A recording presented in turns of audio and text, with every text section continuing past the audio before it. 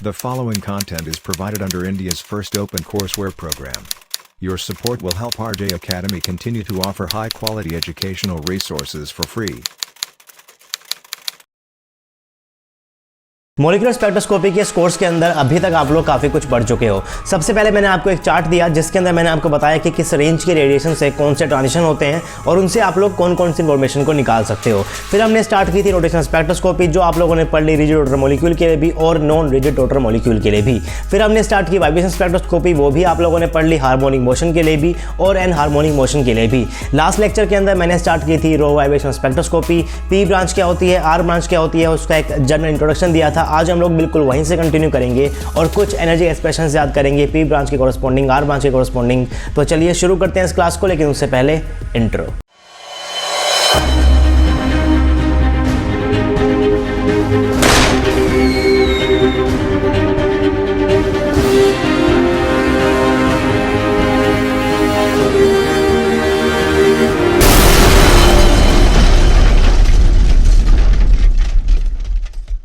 Hey guys, this is RJ and welcome to RJ Academy. So this is lecture number 16 of molecular spectroscopy.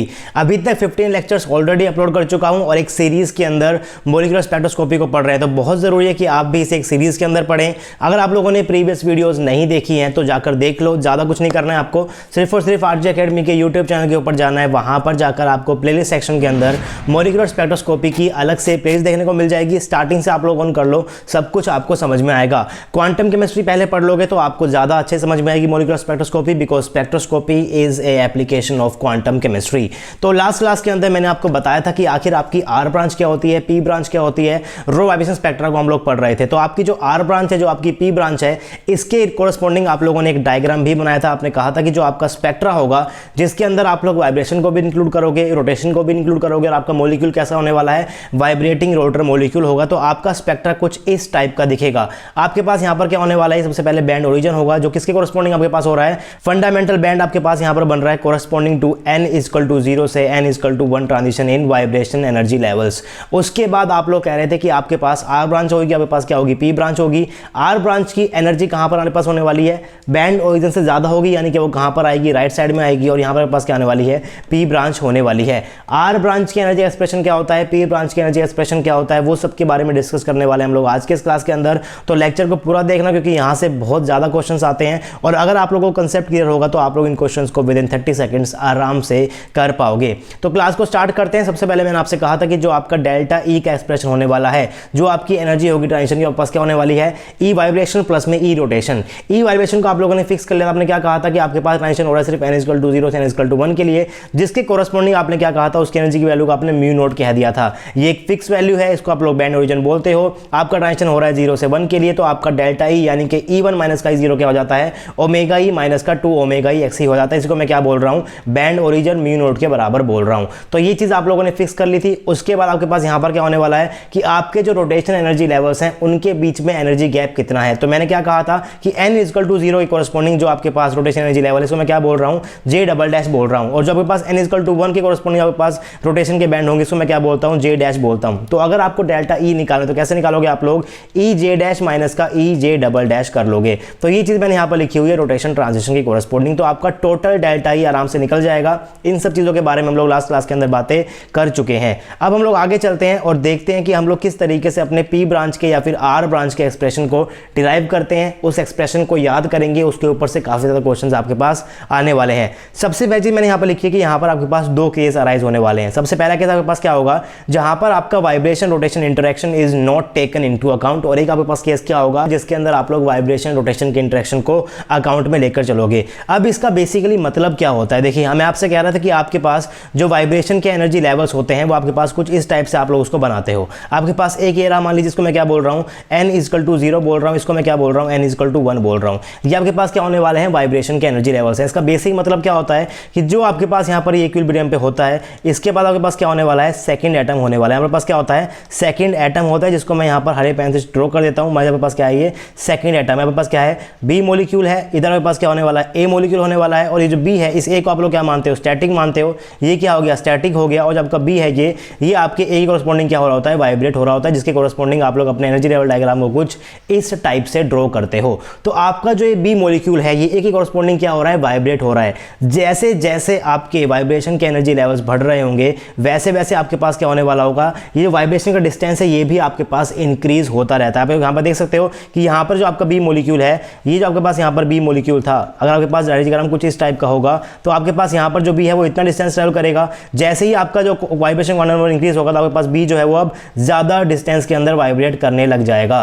तो with increase in vibration energy levels आपकी जो B का distance होता है vibration का, वो भी क्या होता रहता है, इंक्रीज होता रहता है। और अगर ये आपका इंक्रीज होगा, दैट मीन्स जो आपके पास इंटर न्यूक्लियर डिस्टेंस है ए और बी के बीच में, वो भी आपका चेंज होना शुरू हो जाएगा। और अगर आपका इंटर न्यूक्लियर डिस्टेंस चेंज हो गया तो आपके बी की वैल्यू की, यानी कि रोटेशन कांस्टेंट की वैल्यू भी चेंज हो जाती है, क्योंकि आपने देखा था बी के फॉर्मूले को, वो आप आर के ऊपर आपके पास वहां पर डिपेंड कर रहा था। इसका मतलब ये है कि अगर मैं बात करूंगा n equal to 0 vibration level की, तो इसके अंदर जो आपके पास रोटेशन कांस्टेंट होने वाले हैं, अगर इसकी वैल्यू मैं b0 लेकर चल रहा हूं, और उसके बाद जो आपके पास n1 वाइब्रेशन स्टेट है, इसके अंदर मेरे पास रोटेशन कांस्टेंट होगा, इसकी वैल्यू अगर मैं b1 लेकर चल रहा हूं, तो आपका जो ये b1 है और b0 है, इसकी वैल्यू अलग अलग हो सकती है। और रियलिटी के अंदर इसकी वैल्यू अलग अलग ही होती है। अलग अलग कब होगी, जब मैं वाइब्रेशन को और रोटेशन के इंटरेक्शन को लेकर चलूंगा। अगर मैं इसके इंटरेक्शन को नहीं लेकर चलूंगा तो आप लोग मानकर चलते हो कि आपके हर एक वाइब्रेशन एनर्जी के अंदर जो आपके पास रोटेशन एनर्जी लेवल्स होते हैं, उनके रोटेशन कांस्टेंट की वैल्यू क्या होती है, सेम होती है। इसका मतलब आपके पास जो यहां पर ये b0 है, ये आपका बराबर हो जाएगा b1 in case when vibration rotation interaction is not taken into account. तो जब हम लोग इसको लेकर चलेंगे तब भी आपको एक्सप्रेशन याद करने हैं, नहीं लेकर चलेंगे तब के एक्सप्रेशन भी याद करने हैं। दोनों ही पार्ट से आपके क्वेश्चन आते हैं। तो हम लोग क्लास को स्टार्ट करते हैं। आगे मैंने यहां पर लिखा हुआ है, आपके सामने मैंने यहां बताया हुआ है कि vibration rotation interaction is not taken into account means rotation constant does not differ in different vibration state, that is b dash is equivalent to b double dash is equivalent to b। b dash आपके पास क्या है, n is equivalent to 1 के अंदर जो आपके पास rotation constant है, उसके b डैश की वैल्यू ले ली मैंने यहां पर, इसी के लिए b डबल डैश ले ली। आपके पास क्या है, दोनों सेम है, यानी कि मान लीजिए ये b के बराबर है। तो अगर आपको रोटेशन कांस्टेंट की वैल्यू पता है तो वहां से आप लोग एनर्जी एक्सप्रेशन भी लिख सकते हो। कैसे लिखते हो आप लोग, bj इनटू में j+1 आपके पास होता है। तो अगर आप लोगों को लिखना है j डैश के लिए तो क्या लिखोगे, bj डैश इनटू में j डैश प्लस 1। अगर आपको लिखना है j डबल डैश तो आप लोग क्या लिखोगे, bj डबल डैश इनटू में j डबल डैश प्लस का 1। तो वही चीज मैंने यहां पर लिखी हुई है, ej डबल डैश की वैल्यू को मैंने यहां पर ऐसे पुट कर दिया है और ej डबल डैश की वैल्यू को मैंने यहां पर ऐसे पुट कर दिया। तो आपका जो एनर्जी एक्सप्रेशन है वो कुछ इस टाइप का बन जाएगा, delta E is equal to band origin plus bj dash into j dash plus 1 minus का bj डबल डैश इनटू में j डबल डैश प्लस का 1। तो आपको इस एक्सप्रेशन को याद नहीं रखना, लास्ट में आपको ये जो एक्सप्रेशन याद करना है वो इंपॉर्टेंट है। आप उसका डेरिवेशन देख लो, उसके बाद आपको सिर्फ उसको याद करना है। याद करना बिल्कुल ही मुश्किल नहीं होगा अगर आप लोग डेरिवेशन को अच्छे से देख लोगे तो। अगर मैं बात करता हूं energy expression corresponding to R branch, तो आपको पता है कि आर ब्रांच के लिए जो आपका डेल्टा जे था, ये आपका क्या था, +1 के बराबर था। रोटेशन लेवल के अंदर अगर ट्रांजिशन हो रहा है तो डेल्टा जे आपका +-1 हो सकता है। +1 होता है आपके आर ब्रांच के लिए, -1 आपके पास किसके लिए होता है, पी ब्रांच के लिए होता है। तो अगर आर ब्रांच की बात कर रहा हूं तो डेल्टा जे क्या हो गया, +1 हो गया। डेल्टा जे आपके पास क्या होता है, जे डैश माइनस का जे डबल डैश होता है, इक्वल टू क्या हो जाएगा, +1 हो जाएगा। यानी कि जो आपका जे डैश है वो क्या हो गया, जे डबल डैश +1 हो गया। अब ये जे डबल डैश और जे डैश क्या, मैंने वो कहा था कि आपके वाइब्रेशन लेवल कुछ ऐसे हैं। ये आपके पास क्या है, n इक्वल टू 0 है, या आपके पास क्या है, n इक्वल टू 1 है। इसके बीच में आपके पास क्या होने वाले हैं, रोटेशंस के एनर्जी लेवल्स होने वाले हैं। तो यहाँ पर भी आपके पास क्या होंगे, रोटेशंस के एनर्जी लेवल्स होंगे, और यहाँ पर भी आपके पास क्या होंगे, रोटेशंस के एनर्जी लेवल्स होंगे। जो आपके पास यहाँ पर रोटेशन क्वांटम नंबर है, इसको वाले पार्ट में मैं क्या बोल रहा हूँ, इसको मैं क्या बोलता हूँ, जे डैश से डिनोट कर रहा हूँ। इसको मैं किससे कर रहा हूँ, इसको मैं जे डबल डैश से डिनोट कर रहा हूँ। तो ये चीज ध्यान रखना कि नीचे वाले को मैं क्या ले रहा हूँ, जे डबल डैश ले रहा हूँ, ताकि जब मैं सबट्रैक्ट करूँ तो आपके पास टर्म आए जे डैश माइनस का जे डबल डैश, याद करने में इजी होता है, इसीलिए हम लोग इसको इस तरीके से लेकर चलते हैं। अब कुछ नहीं करना है, आपके पास जो जे डैश की वैल्यू निकल कर आई है, जे डबल डैश +1, इसकी वैल्यू को उठाकर मैं क्या पुट कर देता हूँ, यहाँ पर मैं उसकी वैल्यू को पुट कर देता हूँ, क्योंकि आपने कहा था कि आप लोग अपनी पी ब्रांच को और आर ब्रांच को डिनोट करते हो पी जे डबल डैश से और आर जे डबल डैश से। जहां से आपका ट्रांजिशन शुरू हो रहा होता है उसके क्वांटम नंबर से आप उसको डिनोट करते हो, यानी कि आपको जे डबल डैश की फॉर्म के अंदर अपने आर को लिखना पड़ेगा, और उसके लिए आपको जे डैश की वैल्यू को जे डबल डैश की फॉर्म के अंदर पुट करना पड़ेगा। तो वो वैल्यूज को आप लोग यहां पर पुट कर दोगे, आपके पास फॉर्मूला क्या बन जाएगा, delta E is equal to mu nought plus B J dash +1। मैंने क्या किया, यहां पर जे डैश की जगह पुट कर दिया, जे डैश प्लस का 1 पुट कर दिया। या आपके पास क्या था, जे डैश प्लस का 1 था, मैंने क्या पुट कर दिया, जे डबल डैश +1 प्लस का 1 पहले से था, bracket close, minus B J double dash into में जे डैश प्लस वन, और जो आपके पास डेल्टा ई है इसे आप लोग क्या बोलते हो, आर जे डबल डैश बोलते हो। तो आपके पास एक्सप्रेशन तैयार है। थोड़ी बहुत इसके अंदर क्या करेंगे हम लोग, ब्रैकेट को खोलेंगे, काटा पीटी करेंगे, तो आपके पास बहुत सिंपल एक्सप्रेशन बन जाएगा आर जे डबल डैश का mu nought plus 2b into में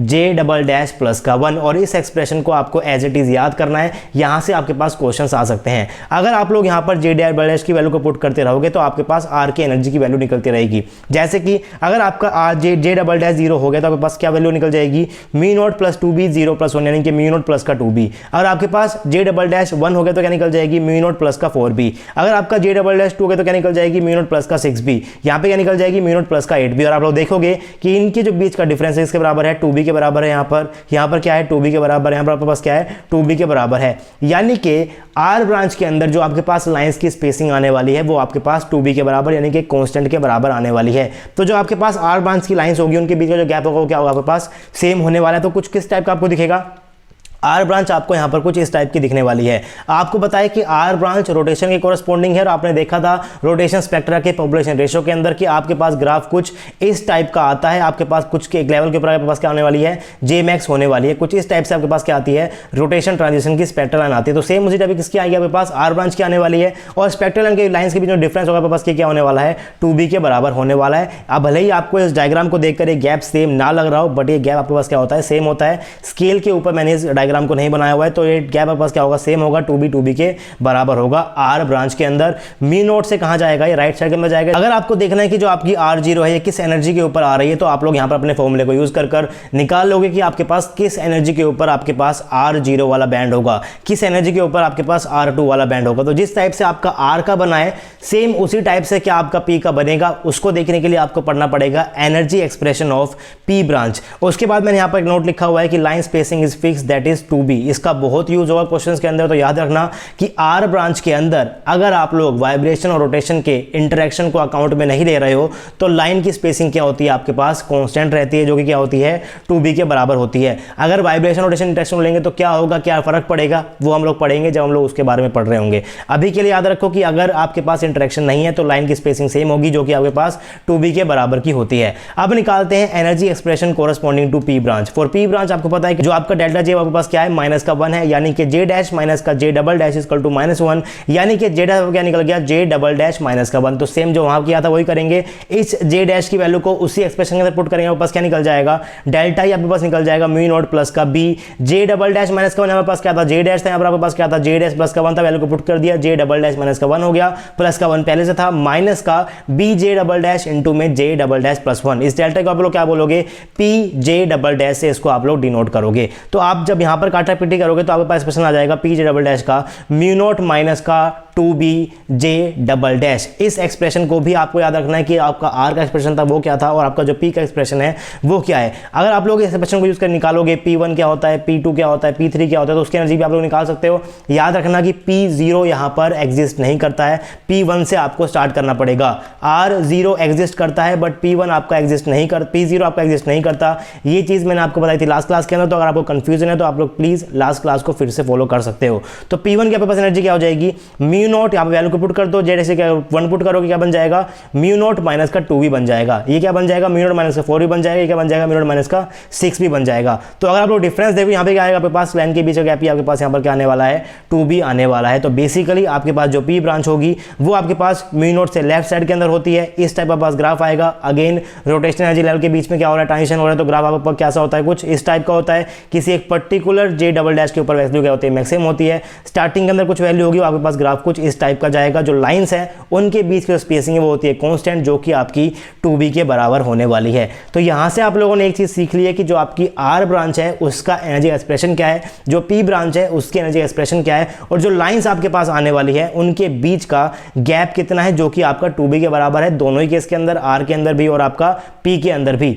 सो in rotation vibration spectroscopy we get rotation band associated with band origin in the form of r branch and p branch. तो basically आपका जो spectra है वो आपने कुछ इस टाइप तक के लिए डेवलप कर लिया है। आपको पता था कि विंग शेप तो आएगी, लेकिन अब आपको ये भी पता है कि जो लाइंस आपके पास आने वाली है उसकी एनर्जी आप लोग R0 कैसे निकालते हो, R1 की कैसे निकालते हो, R2 की कैसे निकालते हो, और इनके बीच का गैप भी आपको 2B पता है। तो ये आपके पास क्या होती है, P ब्रांच होती है, आपके पास क्या होती है, R ब्रांच होती है। और अगर आप लोग इस डायग्राम को ध्यान से देखोगे तो मैंने जो इसकी चोटी है इसकी हाइट मैंने नीचे दिखाई है और इसकी हाइट मैंने क्या दिखाई है, ऊपर दिखाई है। और ये मैंने जानबूझकर दिखाई है क्योंकि आपके पास P मैक्स और आपके पास जो R मैक्स है ये अलग अलग J के वैल्यू के लिए आता है। किस वैल्यू के लिए आता है उसको भी निकालेंगे थोड़ी देर के अंदर। इनके बीच का डिफरेंस क्या होता है, इस हाइट का डिफरेंस क्या होता है उसको भी निकालेंगे। लेकिन अभी के लिए मानकर चलो कि आपके पास जो हाइट है ये अलग अलग आने वाली है। अलग अलग क्यों आती है उसके बारे में मैं आपको इसी क्लास में बताने वाला हूँ, तो क्लास को आगे फॉलो करते हैं। When vibration rotation interaction is not taken into account we obtain wing type curve extended on both side of the band origin. एक आपके पास राइट साइड में हो रहा है ओरिजिन और एक आपके पास क्या है,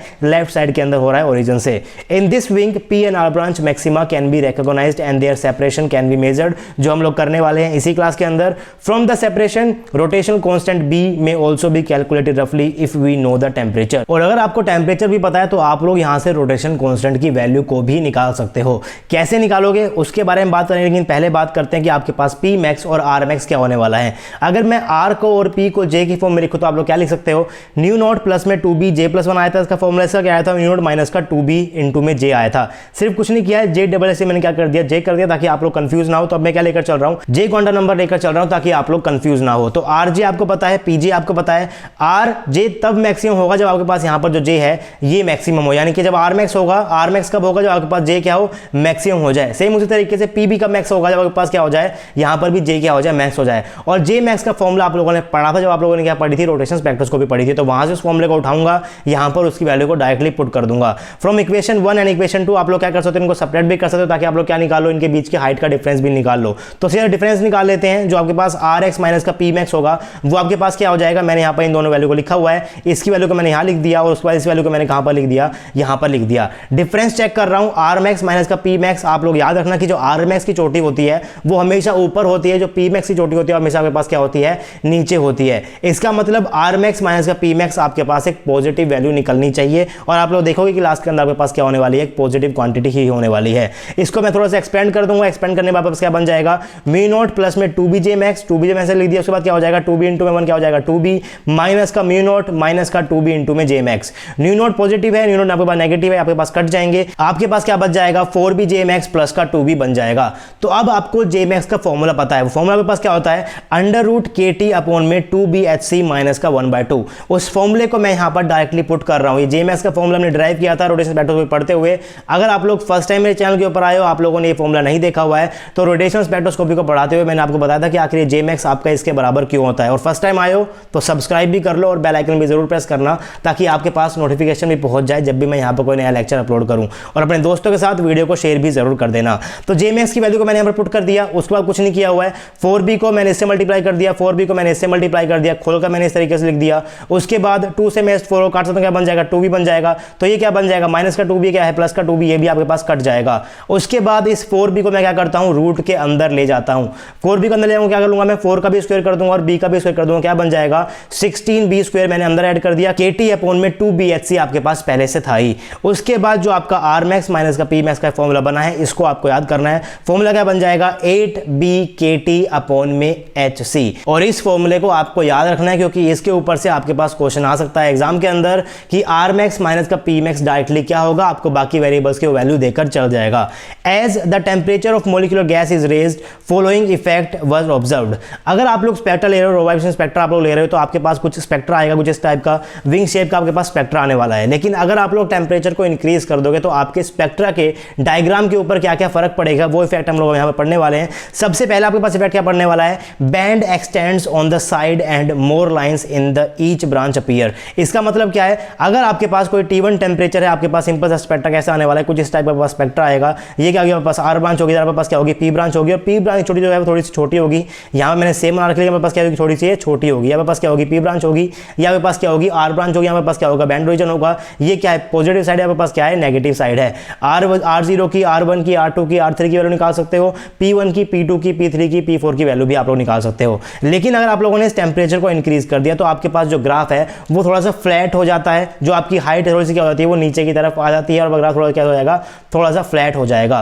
पहले ग्राफ कैसा था, पहला मान लीजिए आपका ग्राफ थोड़ा इस टाइप का था, तो अब वो क्या होगा, थोड़ा सा फ्लैट हो गया है, राइट। अगर मैं टेम्परेचर को इंक्रीज करूंगा क्या होगा, वो थोड़ा सा और ज़्यादा फ्लैट हो जाएगा, और करूँगा तो क्या होगा, फिर और ज़्यादा फ्लैट हो जाएगा। तो टेम्परेचर को इंक्रीज करते करते आपका जो ग्राफ है वो क्या होता रहता है, फ्लैट होता रहता है। और जैसे जैसे ये फ्लैट होगा आपके पास यहाँ पर क्या हो जाएगी, लाइन्स भी आपके पास ज़्यादा आने लग जाएगी, जैसा कि आप लोग देख सकते हो। अगर आप लोग इस डायग्राम को ध्यान से देखोगे, यहाँ पर आपके पास कुछ ग्राफ इस टाइप का था, तो यहाँ पर आपके पास कुछ ही लाइन्स आई। जैसे ही आपका ग्राफ फ्लैट होगा तो आपके पास लाइन क्या आ जाएगी, ज़्यादा हो जाएगी, क्योंकि फ्लैट करने से एरिया बढ़ गया है और लाइन के बीच की जो स्पेसिंग है वो आपके पास सेम है, 2b 2b 2b, तो आपके पास नंबर ऑफ लाइन्स भी बढ़ जाएगी। तो पहला इफेक्ट क्या है, band x tends on both sides and more line in each branch appears. इसको आपको याद रखना है, डायरेक्ट क्वेश्चन बन सकता है स्टेटमेंट वाइज कि अगर आप लोग टेम्परेचर को इंक्रीज करोगे तो पी ब्रांच और आर ब्रांच की हाइट के ऊपर क्या फर्क पड़ेगा, नंबर ऑफ लाइन्स के ऊपर क्या फर्क पड़ेगा। Intensity maxima in both branch moves further away from the maximum. अगर आप लोग इस डायग्राम को ध्यान से देखोगे तो यहाँ पर पास क्या है, ये आपके पास क्या है, आर मैक्स है, यहाँ पर पास क्या है, आर मैक्स है। अगर मैं इस आर मैक्स का डिस्टेंस देखूं ओरिजिन से तो आपके पास कुछ इतना डिस्टेंस यहाँ पर देखने को मिलेगा। लेकिन जैसे ही आपने टेम्परेचर को इंक्रीज किया आपका ग्राफ फ्लैट हो गया, आपका आर मैक्स कहाँ पर आ गया, यहाँ पर आ गया। और अगर मैं अब यहाँ से ओरिजिन से इसका डिस्टेंस देखूं तो आपके पास क्या हो जाएगा, डिस्टेंस बढ़ जाएगा। यानी कि टेम्परेचर को इंक्रीज करते करते आपके पास जो आर मैक्स है वो ओरिजिन से दूर जाता रहता है। और नंबर 3 मैंने यहाँ पर लिखा हुआ है, height of the intensity maxima decreases. यहाँ मैंने कहा कि जैसे ही आपका ग्राफ फ्लैट होगा तो अगर आपको एरिया को सेम रखना है तो आपको हाइट को नीचे करना ही पड़ेगा। तो इसीलिए आपके पास जो आर मैक्स है और जो पी मैक्स है दोनों की हाइट क्या हो जाती है, थोड़ी थोड़ी कम हो जाती है अगर आप लोग टेम्परेचर को इंक्रीज करते रहते हो। तो ये आपका पार्ट था, इसके ऊपर से काफी ज्यादा क्वेश्चंस भी आए हुए हैं सीएसआई नेट के अंदर, जो मैं आपको कराऊंगा नेक्स्ट लेक्चर के अंदर। अभी हम लोगों ने पढ़ा है जहां पर आपका रोटेशन और वाइब्रेशन का इंटरेक्शन आप लोगों ने अकाउंट के अंदर नहीं लिया। नेक्स्ट क्लास के अंदर पढ़ेंगे कि जब आप लोग उनको अकाउंट में लोगे तो आपके पास पी ब्रांच का एक्सप्रेशन क्या आएगा, आर ब्रांच का एक्सप्रेशन क्या आएगा, क्या उनके बीच जो लाइन की स्पेसिंग है वो सेम रहेगी, क्या वो इंक्रीज होती जाएगी, क्या वो डिक्रीज होती जाएगी, उन सभी के बारे में बात करेंगे हम लोग नेक्स्ट क्लास के अंदर। तो आई होप कि आपको ये वीडियो पसंद आया होगा। अगर आपको ये वीडियो पसंद आया, इस लेक्चर से आपको वैल्यू मिली, तो आप प्लीज़ वीडियो को लाइक कर सकते हो। अगर आप लोग मेरे चैनल के ऊपर नए हो, अभी तक सब्सक्राइब नहीं किया तो चैनल को सब्सक्राइब कर लो और साथ साथ बेल आइकन जरूर प्रेस करना ताकि आपके पास नोटिफिकेशन पहुंच जाए जब भी मैं यहाँ पर कोई नया लेक्चर अपलोड करूँ। अगर आपको मेरा काम अच्छा लगता है तो आप आरजे एकेडमी को फाइनेंशियल सपोर्ट भी कर सकते हो। आप लोग हमें गूगल पे कर सकते हो, फोन पे कर सकते हो या फिर पेटीएम कर सकते हो। Any support is highly appreciable guys, ताकि आपके सपोर्ट की हेल्प से हम लोग आपके लिए नए नए कोर्सेज लाते रहें एकदम फ्री। आपसे मिलेंगे नेक्स्ट क्लास में, तब तक के लिए पढ़ते रहिए, पढ़ाते रहिए, खुश रहिए। Thank you very much.